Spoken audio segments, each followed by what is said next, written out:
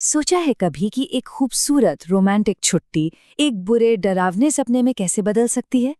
आज हम एक ऐसी ही कहानी के अंदर उतरने वाले हैं जो सच में दिल दहला देगी। बंगले से बारात निकलने वाली है, जल्दी से छुप जाओ। ये शब्द कहानी की शुरुआत में ही एक अजीब सा डर पैदा कर देते हैं। रोंगटे खड़े हो जाते हैं, है ना? तो चलिए पता लगाते हैं कि आखिर ये चेतावनी किसके लिए थी और इसका मतलब क्या था। तो कहानी शुरू होती है आरव और निशा से, एक कपल जो बस एक अच्छी सी रोमांटिक कैंपिंग ट्रिप पर निकलने वाले थे। उन्हें क्या पता था कि ये सफर उनकी जिंदगी को हमेशा हमेशा के लिए बदल कर रख देगा। अब देखिए, दिलचस्प बात यह है कि दोनों एक दूसरे से कितने अलग थे। एक तरफ था आरव, एक फोटोग्राफर जिसे हकीकत में जीना पसंद था, जिसे वो अपने कैमरे में कैद करता था। और दूसरी तरफ थी निशा, एक राइटर जिसे रहस्य, पुरानी टूटी फूटी जगहें, ये सब अपनी तरफ खींचती थीं। और शायद उनका यही अलग होना उन्हें एक बहुत ही भयानक रास्ते पर ले जाने वाला था। तो सफर करते करते वो पहुंच जाते एक बहुत ही अजीब से गांव में। गांव का नाम था रुधिरपुर। मतलब नाम सुनकर ही लगता है कि कुछ तो गड़बड़ है ना? जैसे नाम ही एक चेतावनी दे रहा हो। और जैसे ही वो गांव में कदम रखते हैं, एक अजीब सा डर उन्हें घेर लेता है। सोचिए, शाम का वक्त, सड़कें एकदम सुनसान, हर घर के बाहर मशालें जल रही हैं, हर दरवाजा खून जैसे लाल रंग से रंगा हुआ है और उस पर काले रंग से कुछ अजीब से मंत्र लिखे हैं।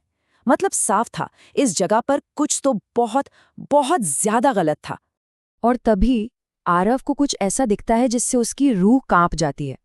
वो देखता है कि निशा एक दूल्हे का हाथ पकड़कर अंधेरे में जा रही है और उस दूल्हे के हाथ से खून टपक रहा है। आरव चिल्लाता है और पलक झपकते ही वो नज़ारा गायब। क्या ये सच था या सिर्फ आरव का वहम? अब कहानी उस मोड़ पर पहुंचती है जहां वो खौफनाक साया, जो सिर्फ एक वहम लग रहा था, अब हकीकत बनने लगता है। और वो भी एक ऐसी जगह जहां उसे बिल्कुल नहीं होना चाहिए था। तो रात हो चुकी है, कैंप फायर जल रहा है और माहौल को थोड़ा हल्का करने के लिए आरव निशा की कुछ तस्वीरें खींचना शुरू करता है। सब कुछ कितना नॉर्मल, कितना खूबसूरत लग रहा था, पर यह सिर्फ एक धोखा था। आरव पहली तस्वीर खींचता है और उसे देखने के लिए कैमरा नीचे करता है, और जो वो स्क्रीन पर देखता है उससे उसके होश उड़ जाते हैं।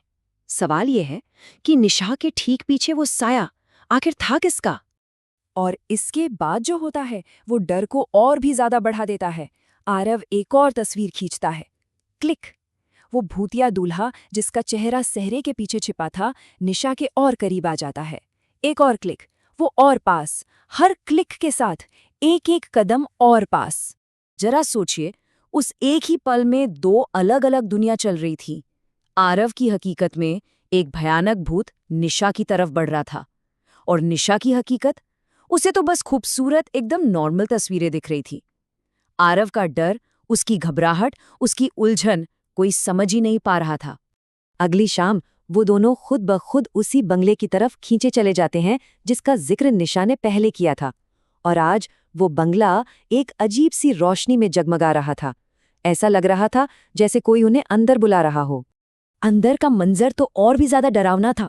सोचिए, दर्जनों लोगों के लिए एक शानदार दावत सजी है, लेकिन वहां एक भी मेहमान नहीं। हवा में ताजे फूलों की नहीं बल्कि सड़े हुए मुर्दा फूलों की महक थी। और इन सबके बीच एक अजीब दम घूंट देने वाली खामोशी।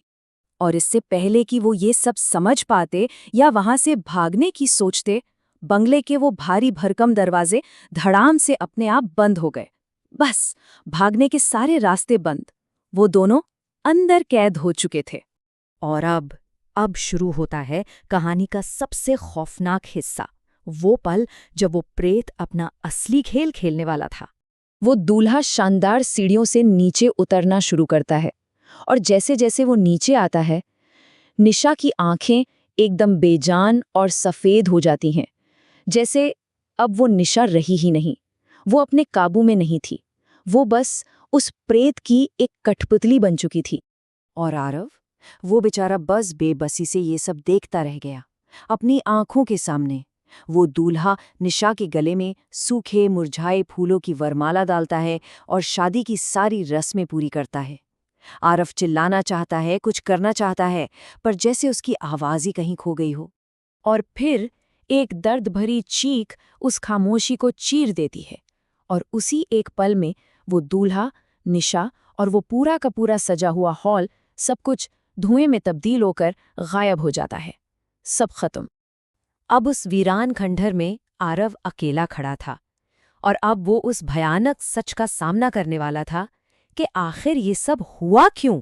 गांव की वही बूढ़ी औरत उसे उस बंगले की असली कहानी बताती है। कई साल पहले वहां एक शैतान जमींदार रहता था। वो अमर होना चाहता था, और इसके लिए वो हर अमावस की रात एक नई दुल्हन की बलि देता था। आखिर में गांव वालों ने तंग आकर उसे बंगले के साथ ही जिंदा जला दिया। पर उसकी आत्मा वहीं रह गई, जो आज भी हर अमावस को एक नई दुल्हन का इंतजार करती है। और उस कहानी का सबसे डरावना हिस्सा, जैसा कि उस बूढ़ी औरत ने कहा, जो एक बार उस बंगले की दुल्हन बन गई वो कभी वापस नहीं आती। मतलब निशा का क्या हुआ ये अब साफ था, वो हमेशा के लिए जा चुकी थी। आरव ने तो अपनी निशा को हमेशा के लिए खो दिया, लेकिन वो प्रेत, वो आज भी उसी बंगले में है, इंतजार कर रहा है। और ये कहानी एक ऐसा सवाल पीछे छोड़ जाती है जिसे सोचकर भी रूह कांप जाए। अगली अमावस को क्या होगा?